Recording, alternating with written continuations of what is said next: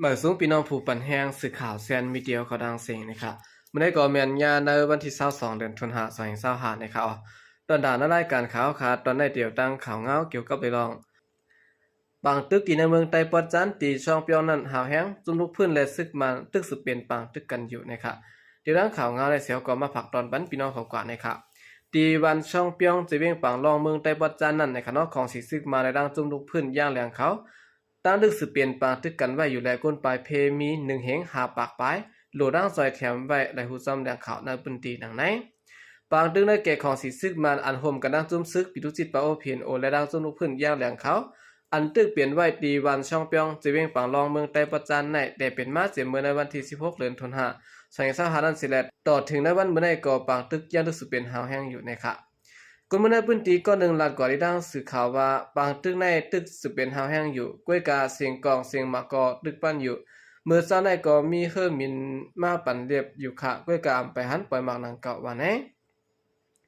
คนเมื่อวันช่องเปียงตั้งหมดไหลค่ายไปกว่าซอนอยู่สวัยจอมอองที่รถเพจึงเมื่อในวันที่20เดือนธันวาคม2025ปนมานั้นตั้งหมดในข่าวย้อนบางตึกแลคนเมืองโหนนับบอก1เหงหาปากปลายอันใดปลายเพไว้เสียและมีรองยาพืชเขาทำตั้งกินและลายเจอลายลองเสดูดังจอยแถมตั้งกินตั้งย่ำคือคักไว้อยู่วันไหนเขาเอาคันในก็เปลี่ยนข่าวเงาในขณะลองอ่านตั้งภายเงาลายปางตึกตีช่องเปียงนั้นสึกเป็นหาวแห้งนะครับคนเมืองในก็ลายปลายเพ1เหงหาปากปลายเยาะในขณะดูดังจอยแถมติเตในเขา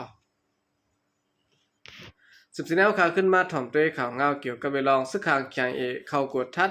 อองตีเฮือมินซึ่งมันตกและทั่วพันตัวตายดังน้ำกองกลางอันถูกไพ่ไม้ลูกก่อยกว่านะครับอองเตียนเฮือมินแม่งมีอันถูกซึกขางแข่งยี่ตกเมื่อว่านั่นแลนตัวตายซึกมัน16เกาะเครื่องกองกลาง14เล้าผมตั้งหมักมือจึนยามอันถูกไพ่ไม้เสียและลูกก่อยกว่านั้นแหล่งข่าวซึกขางแข่งลาดก่อยดังสื่อข่าวคิดติดมีเดียเขาหนังไหนในวันที่20เดือนธันวาคม2025ในเฮือมินแม่งมีของสิซึกมัน3ลำอันต่อแถมแห้งซึกมาตีตับจักรคา21ตีวันเหมาะของสิซึกมัน3ลำแต่2ลำนั้นได้ถูกตั้งตะปองสู่ซึกขางแข่งดัง PDF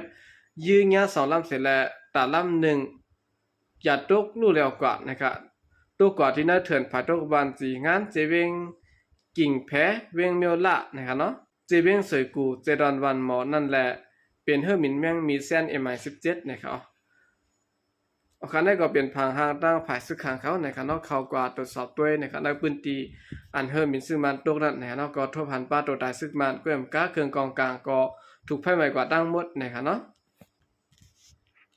สืบเสนอข่าวขึ้นมาถ่อมด้วยข่าวเงาเกี่ยวกับไปลองตั้งภายตับซึกจึงใต้ RCSS8 นะครับเนาะ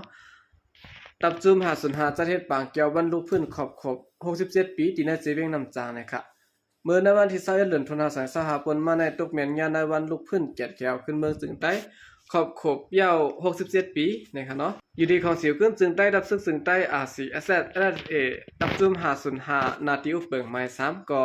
ไล่ห่มกันจัดเฮ็ดบางแก้วบางปอยตีวันน้องเจเวงนำจางเสิแลมีสังขาเจ้าผู้ใหญ่ก้นหลงพ่อแม่ก้นเมืองและก็ซื้อก็หันละลายตับกองเข้าห่ม1เหง4ปาก89เกาะนะครับในปางแก้ววันลุกพื้นแก่แขวขึ้นเมืองจึงใต้ขอบ67ปีนั้นอยู่ดีผู้ก้อนตับจุ่ม505ไล่มอบอาปันสู้นำใจถึงผู้เจิ้นไล่จุ้นดูอังกาตินมือเปลี่ยนตุคิตะและตอนสู้ปันลูกเมก็ซึกก็หันอันไลลูเนอร์สายใจที่หน้าปางตึกพองยามซึกเจนั้นแกว่มก้าย่างไลดอนบันสู้ตีก็ซึกก็หันอันไลหับท่ามการซึกเจอจัดมาข้าวหึงเจนั้นและไลโฮมกันดูด้านยัดนำกว่านะครับในปางแกนั้นมีสังขาเจ้าอะไรต้นไลปันอ้อบาตาถึงพ่อแม่คนเมืองคนซึกสิแลอันเป็นผู้ใหญ่ก้นหลงผู้ก้อนตับจุ่ม505ไลหมอกลาดข้อความปันตั้งหูและซับแรงแหนลองไลเปลี่ยนมาวันลูกพื้นแก่แขวขึ้นเมืองจึงใต้เจในอยู่นะครับในวันลุกพื้นปีในในคณะอยู่ดีเงาจึงลอยได้แรงและนาลินซึกหมาย100กว่าวันอีกบ้านในพื้นที่อุปเปิงตับซึกจึงใต้RCSS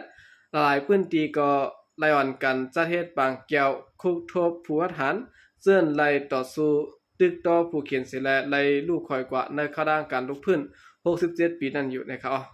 เอาคันได้ก็เป็นรองตัวหนึ่งบางภายตับซึกจึงใต้RCSSในพื้นที่เจเวงนำจางเขาในคณะก็มีรองจัดเฮ็ดวันลุกพื้นนะครับครบ67ปีซึ่งเปิ้นอยู่นะครับสืบเสนอข่าวขึ้นมาถ่อมด้วยข่าวเงาเกี่ยวกับเรื่องคนเมืองไทยนะครับส่งเด็กจูลุ่มพองต่างเมืองมาและเมืองเขต หลอนซึกว่าขุดหินแห่ในเมืองใต้ปอดออกคงในเขาไว้หลังห่างลาวเทียมออกมาปื้นตีซึกว่าและซึกมาโฮมการขุดหินแห่ในเมืองใต้ปอดออกดีหิมแดนดินไทยนั่นเสียแลคนเมืองไทยปอดเหนือเปลี่ยนอันตกเสอไม่เสอตามเมื่อนาแลแนดส่งดิกจูลุ่มต่างเมืองเขลุ่มพ่อต่างเมืองเขและเมืองมันเฮอหามบันลองในไว้วันในค่ะเมื่อในวันที่19เดือนธันวาคม2025ในจุ้มผายตรงวงกวนผายรักษาสิ่งแวดล้อมจะบ้านมักมีในเจดอนเกียงไฮเมืองไทยตอนเหนือและพบทบอุกโอกันลองถัดอาร์เซนิกจึมเข้าไว้ในแม่น้ำกกแม่น้ำสายยก็แม่น้ำโฮกและแม่น้ำของน้ำคงซึ่งไหนนะครับอุปโอได้เจอกันว่าในวันที่5เดือนธันวาคม2025ในตุกแมนวันรักษาสิ่งแวดล้อมลุมผ้าและคนเมืองไทยตอนเหนือหมอกเหมือนก็เตะโฮมกันในการจะต่อรองในภายหลังซุมรักษาสิ่งแวดล้อมจะดันเกียงไฮก็เตะโฮมมือกันตั้งซุม UNDP UNICEF จัดซึ่งลุมฟ้าเสร็จและเฮ็ดสร้างรองในกว่าแทงเจียมเจอในวันนะครับรองในก้าวเงาสุดในสุดเป็นก้นซึ่งได้ก่อหลีกพื้นให้งานเมื่อในวันที่15เดือนธันวาคม2025ไว้ว่าการขุดหินแห่ในเจเวียงเมืองสัตว์นั้นปล่อยน้ำก้องง่นลงในน้ำกกเสร็จแล้วเฮ็ดให้บวยหังเมื่อก่อนย้อนการขุดค้ำเสียก็ยังบวยหังไว้อยู่ยาวกำในยิงแค้นติบวยหังเลือเก่าลองในเฮ็ดให้ตุ้มเตอป้าอยู่ดีก้นเมืองวันไหนค่ะอันเดขุดหินแห่ในเตเปลี่ยนในเมืองย้อนนะครับเนาะมีผายซานเวียงเมืองสัตว์หมอก25กิโลมีตะนะครับอีกเนินน้ำบวยหังนำก้องง่วนตีคุดคำในไหลลงในนำกกเสร็จแล้วถาดอาร์เซนิกอันมีดีในนำกกนำแห้งกุ้งหอยปูปลาในแม่น้ำก็จับตั้งเปลี่ยนเสร็จแล้วตายน้ำก้นก็กินปูกินปลาเสร็จแล้วเปลี่ยนก็ซ้ำก็มีนะครับอาการได้ก็เป็นรองตรงหนึ่งนะครับทางภายส่วนในส่วนเป็นก้นทางภายเมืองไทยเขานะครับเนาะเลยยินลิกถึงจู้นะครับพ้องต่างเมืองเขตและเมืองมันเนาะให้ใจจัดการบันรองในนะครับเมื่อหนังจุ้มผายคุดคำบริเวณนั้นซึ่งว่าอะไรสังตั้งซึ่งมาในสังมันก้นเขตโครงการเขตในแหล่งสังในคณะอันมาคุดคำซึ่งในใดก็เตรียมและครับพ่อนย้อนมันอีสังนะครับย้อนเปิดซึ่งในอ่ำเซอตีอยู่ตีกินตีนอนเขาในคณะเป็นตีหากินเขาหมอกนั้นก้วยนะครับอันที่ไรพ่อนตุ้มย้อนไม่ได้ก็เป็นก้นเมืองในพื้นที่นะครับเนาะกินก็อ่ำได้กินสังซ่อมเขาเสียแล้วก้วยก็ซ้ำมาเลยครับพ่อนย้อนมันเปลี่ยนต่างเขาในเป็นคนเมืองในพื้นที่ซึ่งในเยาะนะครับหลายๆสร้างซึ่งไหนได้ก็เฮาขาดที่หันได้ในเมืองใต้หลายพื้นที่นะครับเนาะก้นขุดเกี่ยวแสงเงินค่ำว่ามันได้เป็นฐานหินมาซึ่งในเขาก็ได้สนใจว่าในพื้นที่ที่นั้นเป็นในพื้นที่ของเผาจุ่มแล้วในพื้นที่ของจำหน้าเผานะครับเนาะที่ยาเป็ดหน้าเผาเฮ็ดกินการได้เจียมซึ่งในคำได้สนใจนะครับเขาสนใจได้ว่าเขาโหลดไล่ขุดเอาเฮาไล่มองนั่นก้วยนะครับเพราะว่ามันหมดเดียวก็ปลายเมืองเขเขาแนมนั้นก็กว่าหาต่างตีแหน่เสียมจึงได้อันนั้นเป็นไล่สร้างเขาเยาะนะครับย้อนบุญอะไรก้นเมืองก้นหวานนะครับสังเสว่าคา